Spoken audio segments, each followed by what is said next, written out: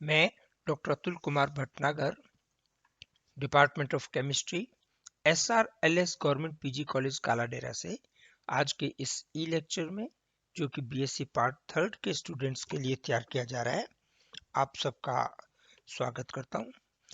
आज का जो ई लेक्चर है वो कार्बोहाइड्रेट का जो अपना चैप्टर चल रहा है उसी का एक सेकेंड पार्ट है। इसमें आज इस ई वीडियो में अपन एपिमेराइजेशन एंड म्यूटारोटेशन, एपिमेरीकरण तथा परिवर्ती ध्रुवण घूर्णन, इस पर डिस्कशन करेंगे। ये आपसे शॉर्ट नोट टिप्पणी के रूप में पूछे जाते हैं। सबसे पहले अपन डिस्कस करेंगे एपिमेराइजेशन। एपिमेराइजेशन जो है वो ग्लूकोज का मैनोज में अंतर परिवर्तन, उसका उदाहरण है।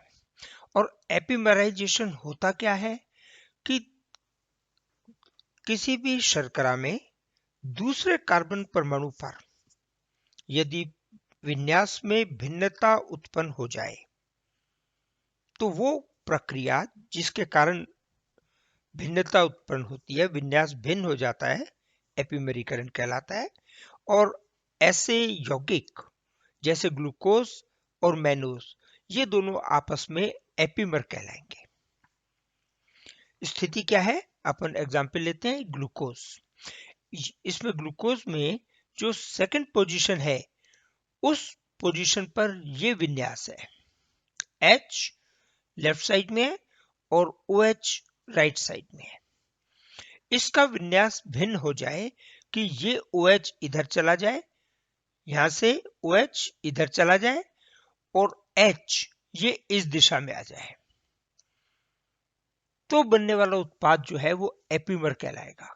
और इस प्रक्रिया को, जिस प्रक्रिया में या जिस विधि के द्वारा इसका विन्यास भिन्न किया जाता है, वो एपिमेराइजेशन कहलाता है, एपिमेरीकरण। यदि ग्लूकोज का ब्रोमीन और H2O2 से ऑक्सीडेशन कर दिया जाए तो जो पहले कार्बन परमाणु पर CHO समूह है, ये CHO समूह कार्बोक्सिलिक समूह COOH समूह में परिवर्तित हो जाएगा, ऑक्सीकृत हो जाएगा। अब इस प्राप्त अम्ल को पिरिडीन में डालें तो पिरिडीन में के विलयन में इसमें मॉलिक्यूल्स का रोटेशन होता है। कैसे कि इस कार्बन के साथ एक तो OH समूह जुड़ा हुआ है, ये वाला, और एक ऑक्सीजन जुड़ा हुआ है, ये वाला। ऑक्सीजन जो है वो डबल बॉन्ड से जुड़ा हुआ है कार्बोक्सिलिक अम्ल में, तो ये हाइड्रोजन इस ऑक्सीजन के पास ट्रांसफर होती है, तो क्या बन जाएगा, COH OH। ये वाला ब्लैक कलर में जो अपन ने हाइड्रोजन शो की है वो हाइड्रोजन है जो दूसरे कार्बन परमाणु से ऑक्सीजन के पास आई है। जैसे ही ये हाइड्रोजन इससे बॉन्ड तोड़ेगी, ऑक्सीजन कार्बन के साथ डबल बॉन्ड तोड़ेगा, तो एक डबल बॉन्ड क्रिएट हो जाएगा कार्बन कार्बन, पहले और दूसरे कार्बन परमाणु के मध्य। ये डबल बॉन्ड बन गया पिरिडीन में। पिरिडीन में ही फर्दर पुनर्विन्यास होता है, दोबारा पुनर्विन्यास होता है। ये जो पहले से जुड़ा हुआ हाइड्रोजन है, ये वाला हाइड्रोजन जो OH समूह में पहले से जुड़ा हुआ है कार्बोक्सिलिक समूह में, वो इस कार्बन परमाणु के पास स्थानांतरित होता है। जैसे ये इसके पास स्थानांतरित होगा, डबल बॉन्ड कार्बन ऑक्सीजन के बीच चला जाएगा, तो क्या बना अपना COH डबल बॉन्ड O, वापिस ये अम्ल समूह हो गया, वापिस ये अम्ल समूह हो गया। और हाइड्रोजन जो लेफ्ट साइड में थी, यहाँ पे लेफ्ट साइड में थी, अब हाइड्रोजन ये राइट साइड में आ गई। राइट साइड में आने के कारण दूसरे कार्बन परमाणु पर जो OH समूह जुड़ा हुआ था, राइट साइड में था, वो लेफ्ट में चला गया, हाइड्रोजन राइट साइड में आ गई। इसको अपन गर्म करते हैं। इसको गर्म करने के उपरांत पहले और चौथे कार्बन परमाणु, पहला, दूसरा, तीसरा और इसके बाद वाला कार्बन परमाणु चौथा, ये वाला, इनके बीच में एक ऑक्सीजन सेतु बन जाता है।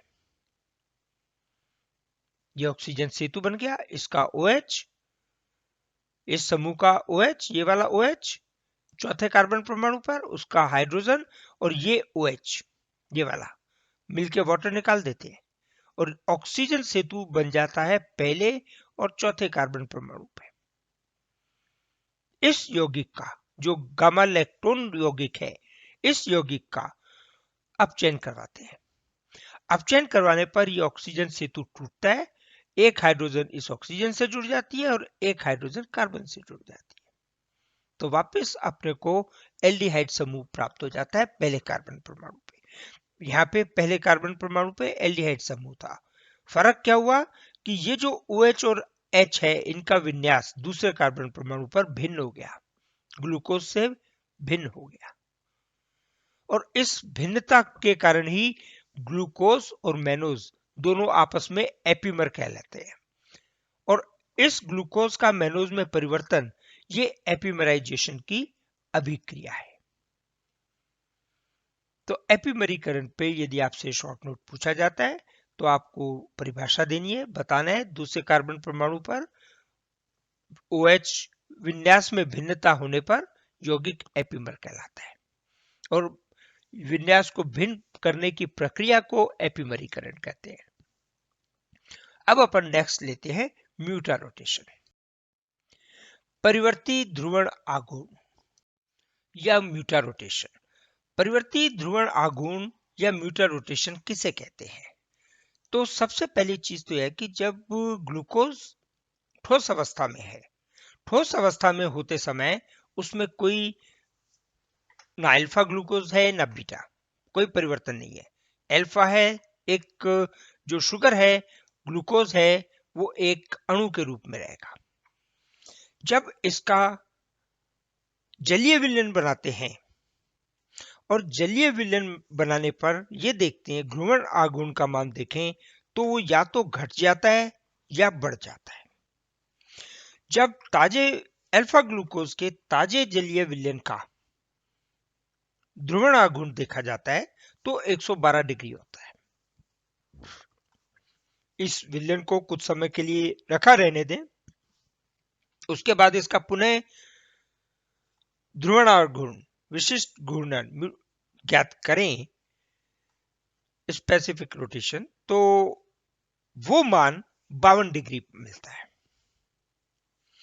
और इसी प्रकार यदि बीटा ग्लूकोज का जलीय विलयन बनाएं तो ताजे जलीय विलयन का ध्रुवण घूर्ण का मान 19 डिग्री होता है, विशिष्ट घूर्णन का मान 19 डिग्री है।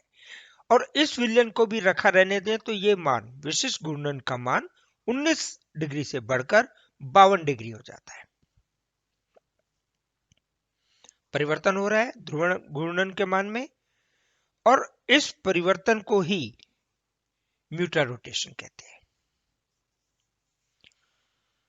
म्यूटा रोटेशन क्या है कि किसी भी पदार्थ के ध्रुवण घूर्णन के मान में समय के साथ यदि परिवर्तन होता है, या अपन सिंपल शब्दों में कहें कि ध्रुवण घूर्णन का मान घटता अथवा बढ़ता रहता है, और एक समय के बाद यह साम्य स्थिति हो जाती है, 52 डिग्री का विलयन बना रह जाता है। तो ऐसा प्रक्रिया को या पदार्थ के इस गुण को म्यूटा रोटेशन कहते हैं। उदाहरण आप अल्फा ग्लूकोज, बीटा ग्लूकोज का दे सकते हो। अब ग्लूकोज की जो कुछ अभिक्रियाएं थी वो विवरण श्रृंखला सूत्र के आधार पर नहीं समझाई जा सके। जैसे इसमें एल्डिहाइड कार्बोनाइल समूह है, एल्डिहाइड हो चाहे कीटोन हो, फ्रक्टोज में कीटोन है। जो कार्बोनाइल समूह है वो सोडियम बाइसल्फाइड के साथ कोई योगात्मक अभिक्रिया प्रदर्शित नहीं करता। शिफ अभिकर्मक के साथ ग्लूकोज कोई अभिक्रिया नहीं करता। इसका कारण जो विवरण श्रृंखला सूत्र है, प्रस्तावित विवरण श्रृंखला सूत्र, उसके आधार पर नहीं दिया जा सका।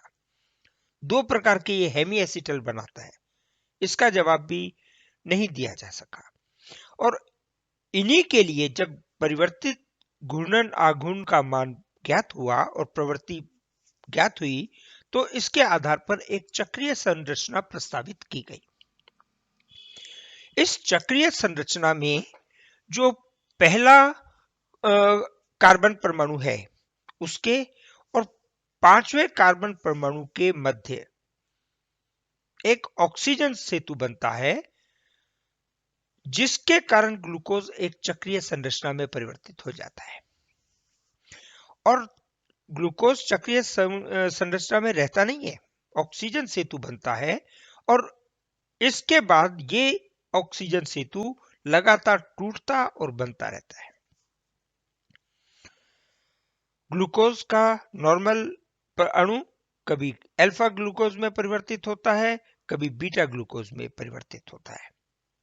और यह सारा परिवर्तन पहले कार्बन परमाणु के माध्यम से होता है, जो सम्मित अवस्था में है, चक्रीय संरचना बनने पर असम्मित अवस्था में पहुंच जाता है, परिवर्तित हो जाता है और सम्मित से असम्मित संरचना बनती है। उसी मध्य अल्फा और बीटा ग्लूकोज बनते हैं और पहला कार्बन परमाणु जिस पर जो सम्मित कार्बन से असम्मित कार्बन में परिवर्तित हो रहा है, उस कार्बन परमाणु को एनोमेरिक कार्बन परमाणु कहते हैं। और ये जो प्रक्रिया है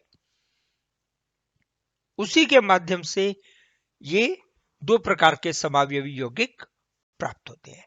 प्रक्रिया क्या है? ये ग्लूकोज का अणु है। इस ग्लूकोज के अणु में जो समूह है, ये पहला कार्बन परमाणु है जो एल्डिहाइडिक समूह की उपस्थिति है। ये एल्डिहाइड समूह मुक्त रूप से उपलब्ध नहीं है और इसके ताजे जलीय विलयन का विशिष्ट घूर्णन का मान 112 डिग्री है। जब इस विलयन को रखे रहने देते हैं तो ये विलयन नई प्रकार की विशिष्ट घूर्णन का मान प्रदर्शित करता है, जो 112 डिग्री से घटकर 52 डिग्री पे परिवर्तित हो जाता है। कैसे परिवर्तित हो जाता है कि ये वाला जो हाइड्रोजन है, पहला, दूसरा, तीसरा, चौथा, पांचवें कार्बन परमाणु का ये वाला हाइड्रोजन ये स्थानांतरित होता है इस ऑक्सीजन के पास।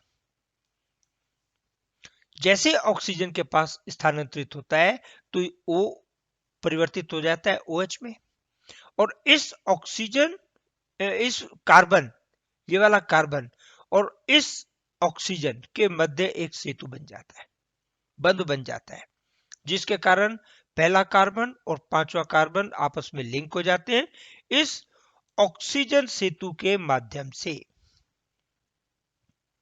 ये ऑक्सीजन सेतु बना है।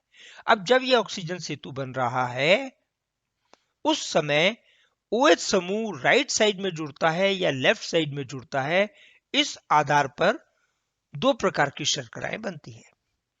यदि OH समूह राइट साइड में इस सेतु के अंदर की साइड में बनता है तो उसे कहते हैं अल्फा डी ग्लूकोज।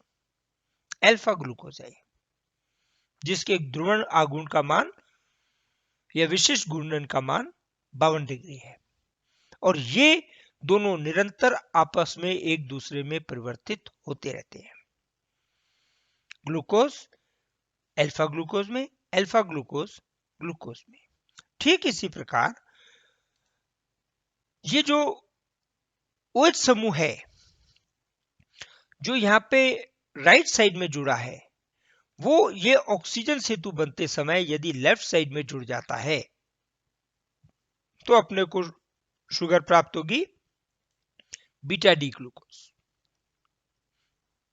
पहले कार्बन परमाणु पर विन्यास में भिन्नता हो गई तो अल्फा ग्लूकोज और बीटा ग्लूकोज ये दोनों एक दूसरे के एनोमर है और ये जो कार्बन परमाणु है ये एनोमेरिक कार्बन परमाणु है और बीटा ग्लूकोज का विशिष्ट घूर्णन का मान 19 डिग्री है। तो जब बीटा ग्लूकोज बनती है तो विशिष्ट घूर्णन का मान घटकर 19 डिग्री हो जाता है। तो ये जो बीटा ग्लूकोज बनी, ये भी निरंतर ग्लूकोज में, ग्लूकोज से अल्फा ग्लूकोज में, अल्फा ग्लूकोज ग्लूकोज में, ग्लूकोज बीटा ग्लूकोज में, ये परिवर्तन निरंतर जारी रहता है। कुछ समय निकलने के बाद एक साम्य अवस्था बन जाती है जिसमें जिस दर से ग्लूकोज अल्फा ग्लूकोज में परिवर्तित हो रही है, उसी दर से बीटा ग्लूकोज में, या बीटा ग्लूकोज ग्लूकोज में परिवर्तित हो रहा है, उसी दर से अल्फा ग्लूकोज ग्लूकोज में परिवर्तित होता है। तो वो जो साम्य विलयन बनता है रखे रहने पर कुछ समय बाद, उस साम्य विलयन का जो विशिष्ट घूर्णन का मान है वो 52 डिग्री होता है। तो इसका मान, इसके विशिष्ट घूर्णन के मान में कमी हो गई, इसके विशिष्ट घूर्णन के मान में वृद्धि हो गई। ये परिवर्तन जो है वो क्या कहलाता है? म्यूटा रोटेशन। ये देखिए आप, पहले कार्बन परमाणु पर परिवर्तन हुआ है, वो एनोमेरिक कार्बन है। दूसरे कार्बन परमाणु पे जो परिवर्तन होता है वो एपिमराइजेशन है। ये ध्यान रखना, एनोमर पहले कार्बन परमाणु है, एपिमर दूसरे कार्बन परमाणु पर विन्यास में भिन्नता के कारण है दोनों में विन्यास में भिन्नता। तो ये आपसे शॉर्ट नोट में पूछा जाता है, जो आपको लिखना है म्यूटा रोटेशन में। इसके साथ ही जिन बच्चों ने चैनल सब्सक्राइब नहीं किया है वो चैनल सब्सक्राइब कर लें, जिससे उन्हें मिलने वाले वीडियो, अपलोड होने वाले वीडियो की जानकारी मिलती रहे। चैनल में प्लेलिस्ट में जाके आप अपना कक्षा की प्लेलिस्ट खोल सकते हो, जिसमें वीडियो, पहले वाले वीडियो भी उपलब्ध है और नए वीडियो अपलोड करूंगा वो भी उपलब्ध है। इसके साथ आज का ये जो डिस्क्रिप्शन है, वीडियो का डिस्कशन है, वो मैं वाइंड अप कर रहा हूं। Thank you.